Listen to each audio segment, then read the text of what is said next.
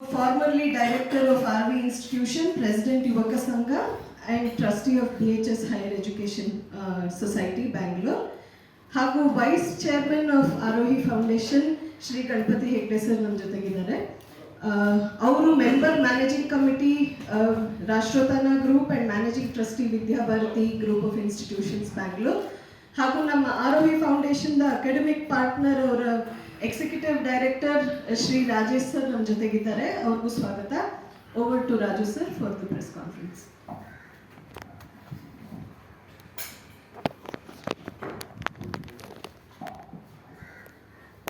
ಎಲ್ರಿಗೂ ನಮಸ್ಕಾರ.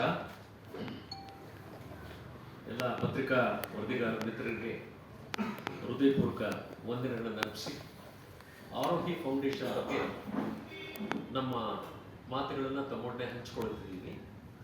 ಈ ಆರೋಹಿ ಫೌಂಡೇಶನ್ ಫೆಬ್ರವರಿ 2026 ಅಂದರೆ ಇದೇ ವರ್ಷ ಪ್ರಾರಂಭ ಆಗಿರುವಂಥ ಒಂದು ಸಂಸ್ಥೆ.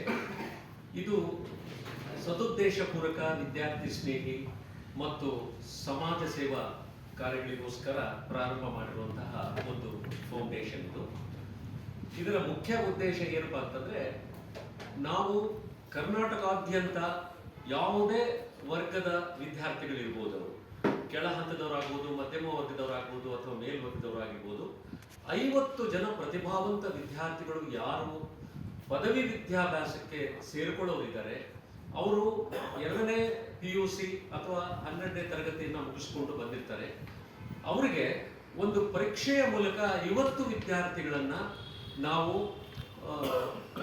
ಸೆಲೆಕ್ಟ್ ಮಾಡಿ ಆ ವಿದ್ಯಾರ್ಥಿಗಳಿಗೆ ಪದವಿ ಶಿಕ್ಷಣವನ್ನು ಕೊಡೋದ್ರ ಜೊತೆಗೆ ಅವರನ್ನು ಸ್ಪರ್ಧಾತ್ಮಕ ಪರೀಕ್ಷೆಗಳಿಗೂ ಕೂಡ ನಾವು ಅವ್ರನ್ನ ತಯಾರು ಮಾಡಬೇಕು ಅನ್ನೋ ಉದ್ದೇಶದಿಂದ ಈ ಆರೋಹಿ ಫೌಂಡೇಶನ್ ಪ್ರಾರಂಭ ಆಗಿರುವಂಥದ್ದು.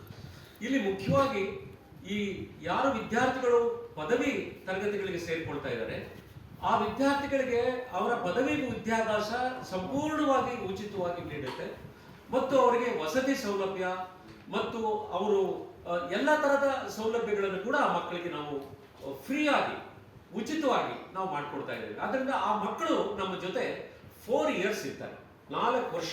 ಆದ್ರಿಂದ ಇದನ್ನ ನಾವು 4 ವರ್ಷದ ಒಂದು ಇಂಟಿಗ್ರೇಟೆಡ್ ಪ್ರೋಗ್ರಾಮ್ ಆಗಿ ನಾವು ಈ ಒಂದು ಕಾರ್ಯಕ್ರಮವನ್ನು ರೂಪಿಸ್ಕೊಂಡಿದ್ದೇವೆ.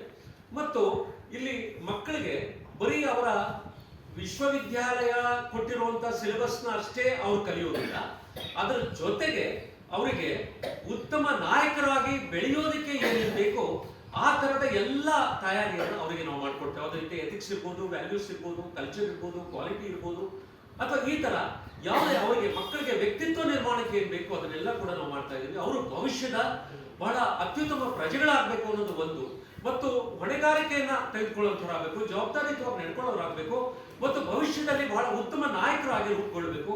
ಅದರಿಂದ ಬಹುಶಃ ಸಮಾಜಕ್ಕೆ ಅವರು ಕೆಲವು ಸೇವಾ ಕಾರ್ಯಗಳನ್ನ ಮಾಡಲಿಕ್ಕೆ, ಅವರ ತನುಮನಗಳನ್ನು ಅರ್ಪಿಸ್ಲಿಕ್ಕೆ ಅವರು ರೆಡಿ ಆಗ್ತಾರೆ ಅಂತ ಹೇಳಿ ಒಂದು ಸಣ್ಣ ಪ್ರಯತ್ನ ಈ ಆರೋಹಿ ಫೌಂಡೇಶನ್ ಇಂದ ಆಗ್ತಾ ಇದೆ.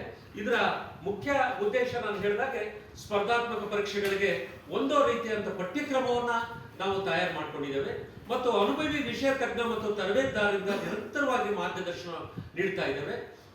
ವೈಯಕ್ತಿಕ ಗಮನ ಮತ್ತು ಮೆಂಟರಿಂಗ್ ಕೂಡ ಅದು ಆಗ್ತಾನೆ ಇರುತ್ತೆ ನಿರಂತರವಾಗಿ. ವಸತಿ ಮತ್ತು ಶೈಕ್ಷಣಿಕ ಕಾರ್ಯಕ್ರಮಕ್ಕೆ ಸಂಪೂರ್ಣವಾಗಿ ಉಚಿತವಾಗಿ ಮತ್ತು ಎಲ್ಲ ತರಹದ ಬೆಂಬಲವನ್ನು ಕೊಡ್ತಾ ಇದ್ದೇವೆ.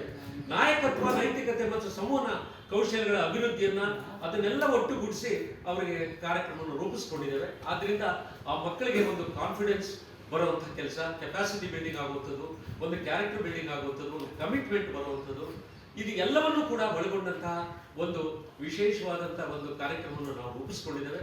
ಸೊ 50 ಜನ ಮಕ್ಕಳು ಎಲ್ಲಾ ರೀತಿಯಲ್ಲೂ ಕೂಡ ಅವರು ನಮ್ಮ ಮಕ್ಕಳೇ ಅನ್ನೋ ರೀತಿಯಲ್ಲಿ ಅವರನ್ನು ಬೆಳೆಸಬೇಕು. ಆ 50 ಜನ ಮಕ್ಕಳು ಸಮಾಜಕ್ಕೆ ಯಾವ ರೀತಿ ಅವರು ತಮ್ಮನ್ನ ತಾವು ಸೇವೆಯಲ್ಲಿ ತೊಡಗಿಸ್ಕೊಳ್ತಾರೆ ಅನ್ನೋದು ಕೂಡ ನಾವು ನೋಡ್ಬೇಕಾಗಿದೆ. ಆ ರೀತಿಯ ಒಂದು ಪ್ರಯತ್ನ ನಮ್ಮ ಆರೋಗ್ಯ ಫೌಂಡೇಶನ್ ಇಂದ ಈಗ ಪ್ರಾರಂಭ ಆಗಿದೆ ಅನ್ನೋದನ್ನ ತಮ್ಮ ಗಮನಕ್ಕೆ ತರ್ತಾ ಇದ್ದೇನೆ.